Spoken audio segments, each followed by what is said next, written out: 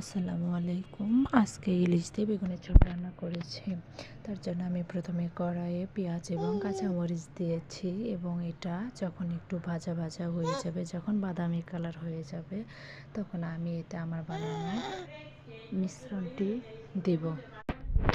তারপর মশলাটিতে ভালো করে কষাতে হবে। কষানো হয়ে গেলে এটি নাড়াচাড়া দিয়ে এতে আমি যখন দেখব মশলার উপর দিয়ে কালার বের হচ্ছে, লাল লাল কালার হয়ে যাবে এবং এর উপর দিয়ে তেল ছড়াবে, তখন আমি এতে মাছ দিয়ে দেব।